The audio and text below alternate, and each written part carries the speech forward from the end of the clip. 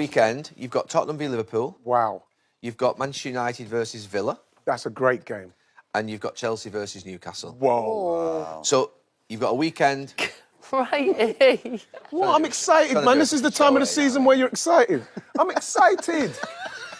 You're excited when you're competing on four fronts. So you've got four teams, right? Who is missing out on the Champions League and why? Oh. Start with you, Wazza. I'm going to come round this way. So I think City, Arsenal, United will finish top three. You're confident United top three? Yeah. I think so. United will do it. Yeah. And then Villa. I'm not sure on Villa. If United I think Chelsea and Liverpool. I feel like Chelsea would... I think Chelsea, Liverpool, maybe top five. I think Villa. Villa will miss out. I think Villa might miss out, Roy. I've said Who Villa else will miss out? No, Out of them? I don't know. I just feel... I think Chelsea get third. OK, let's stay here. Will Michael get the job if they finish third? I think if they get Champions League football, he should get the job and he puts himself right up there if they're looking for new managers. But he definitely puts himself in pole position, I think, if he gets Champions League. He's doing it all, You're not going to get it. We're not going to make a decision till the summer and then they make a decision and they keep him. I think they keep Michael. Without a doubt, if he carries on doing what he's doing. They'll get in the Champions League. Yeah, they've got there's something fearful about them now. No distractions. Yeah, that's true. I think they'll get in. I think they'll finish third off. They're getting the Champions. I agree, Villa miss out, but I think Chelsea get third. Yeah. See, just simple. I think Bang, Villa have bang. enough about them. Do you to get it? Are you thinking Unai Emery, Roy, getting him over the A bit of line? everything, yeah. No, they've been frustrating. They see some of their results. You're going, come on, Villa. That's the almost thing, not turned up. They've got that, but I still think they'll do it. I think they've enough of it. So who do you think Who misses out then, Roy? Because that's become... Who I think or who I hope misses out. Do both. You think Chelsea... One right here.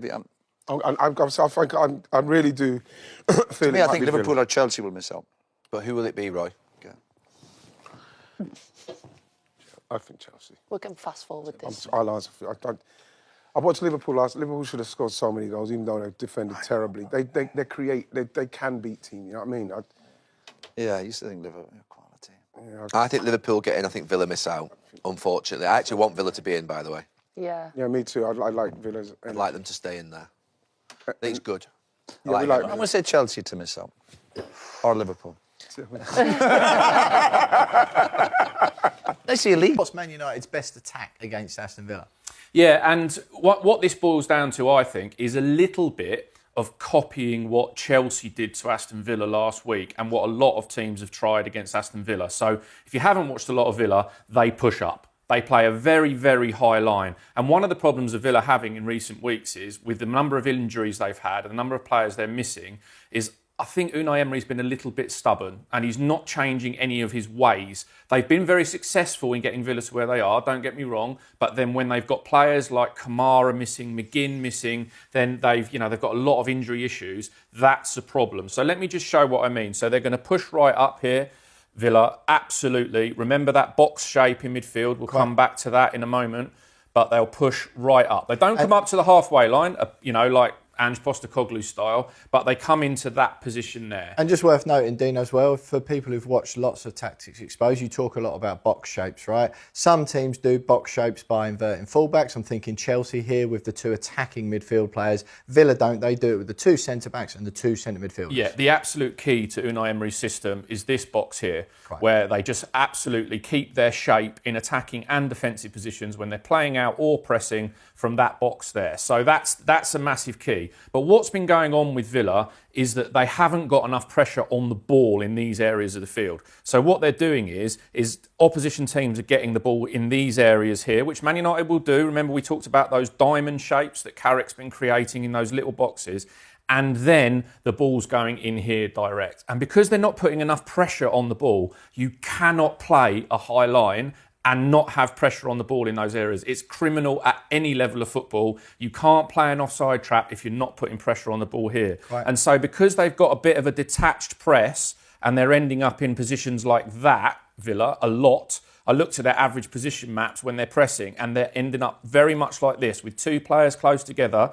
Again, they're keeping that shape. But that space there, look at that on that side of the field, that means a player maybe that's Casemiro, maybe that's one of the United fullbacks dressing in, is going to get the space to hit that ball. And Chelsea did that very cleverly. And also, Dino, just to sort of like boil it down a little bit, effectively what you're saying is that frontline press, and then if no one sort of backs that up to do the double press like you spoke about before, it's just well easy to play out against. It's really easy to play out. And not just that, you're not hitting a rushed ball from here. You actually can look up and see that ball into that space, and then it's a pass, not a whacked clearance. And you then put it into exactly where you want to be. And the other thing that Chelsea did, which I think United will copy, and this is a little bit back to the question, what's the best attack?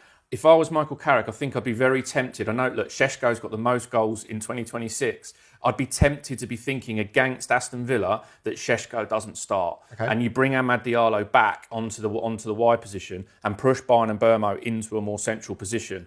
And then you've got Cunha, and then you've got obviously Bruno Fernandes sitting in behind. And I say that because I watched that Chelsea game over a couple of times. And what you can do is almost like a fake offside trick, where the ball is about to be played and this player runs offside. Okay, so Villa hold that line there. He's offside in an offside position. That doesn't mean you are committing an offence just because you're in an offside position. But if then the ball is played into here, over into that place there, and then that guy there, or it could be this side with Amad Diallo, the same. One of those two is running in there. They're onside because you force that defence slightly back, but they're playing an offside line against him. They get in there. And then, of course, the cross comes backwards and then he's onside to try and score. Now, Dino, I'm going to show off a little bit here to show off how much I listen to you during these shows that we do. Did Manchester United do a similar thing against Liverpool previously? Not quite with the central man, but they pushed the fullbacks really high up the pitch in order to push the defence back, and then other players who are coming from deep are then not offside. Almost. Is it Liverpool. close? It was Liverpool against Liverpool Man United. did it, but right? You're bang on. It was Robertson, and then they did it with Frimpong early in the season. And Arne Slot did it a lot in the title-winning season last year. Not just, obviously, that was before Frimpong came in, but Robertson did it a lot. Szoboszlai did it a lot. Gakpo did it a lot, where they almost make a sacrificial run. That's it. Where they go into a position which then means even a slight drop from those two means that player's then onside. So Chelsea did this with Pedro running through so that then Garnacho was onside or Neto was onside. And that's what I think United have got to do, because Villa will play a high line when the ball's in this area of the field. Obviously, when it gets into a mid-block, they'll drop the defence back, okay? They'll do that in that position. But actually, that is the trick. And so with the attack, do you want the more pacey Amad Diallo, Brian Mbeumo and Cunha playing instead of not quite as pacey Šeško? The other argument could be, of course, that you leave Cunha out and then you play Šeško and Mbeumo and Amad Diallo because there's more pace either side. But I think it's an easier decision for Carrick to leave Šeško out and bring him on at Old Trafford if he needs him, as he's done as a super sub in previous games. So for me, pace. I'd be very tempted to bring back Amad Diallo, and also that means you then move Brian Mbeumo into a central position where we'll come on to in a minute about the press. Is going to be very important. Happy days, mate. Right, let's have a look at question number 2 then. Oh, this links on nicely, Dino. What has happened to Brian Mbeumo? Now, I saw the full version of this question. We've subbed it down a bit to fit on the screen. It was a little bit harsher than that, if I'm honest, coming in from the Manchester United fans. What do you think's happened to Mbeumo, particularly given what you just said then about him potentially starting instead of Šeško? Yeah, this question actually came in on my TikTok, and it's at Dino Decides, by the way. You're rubbish at that. I need to do that more often. Self-plugging. Yeah. But yeah, it was very much harsh. It was quite harsh on his performances. One thing I would just say, okay, is that I actually think, and this is the first real criticism I think I can have of Michael Carrick under what has been an amazing start, I think he's overcomplicated things a little bit. Okay. The beauty of what he did at the beginning was simplicity, and it was like back to basics for Man United after the, flush all their minds away from what happened at the end of Ruben Amorim and come into simplicity like that. But what has happened in the West Ham game, which you would have seen very close up, and then what happened again last week at Newcastle is it becomes a little bit, we've done this, now let's try this. Yeah. And in that run of form, and Mbeumo has played here as a centre forward, he's played over this side when they tried something different against West Ham, he was back over in his sort of preferred right position, or where we've seen the most of him on the right in the last game against Newcastle.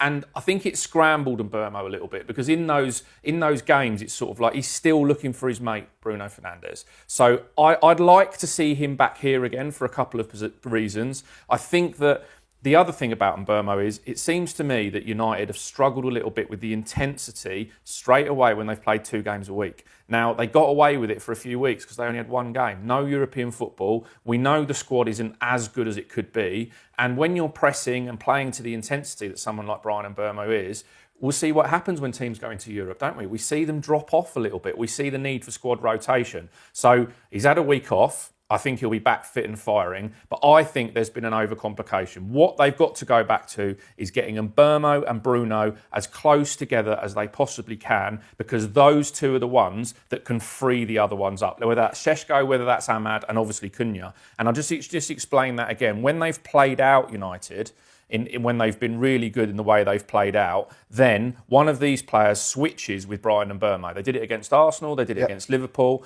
and they did it against Manchester City. And then so what's happened is, if let's just drop him in, Bruno Fernandes comes in here to try and receive the ball off these players in here, either in here, and then Bryan Mbeumo will come into this position. The line will step, obviously, as they will do with Aston Villa, and then the run goes in there. So that could even be, the 3rd-man run could be a really big key against Aston Villa again. And Bryan Mbeumo staying close to Bruno Fernandes, whether it's there, they just need to keep that little connection. And what Kobbie Mainoo has done well is made that 4. Right. And that's where that Carrick diamond has come. What's happened in recent weeks is Bryan Mbeumo has been the one coming out here. And actually, he's been isolated. He's been coming into this position. When the ball goes out to him, it's not been going in behind to run into. He played against Lewis Hall's probably the informed left-back in the league at the moment. And then there's also Dan Burn, who plays on the left side for Newcastle. He had to come up against. Found it very, very difficult.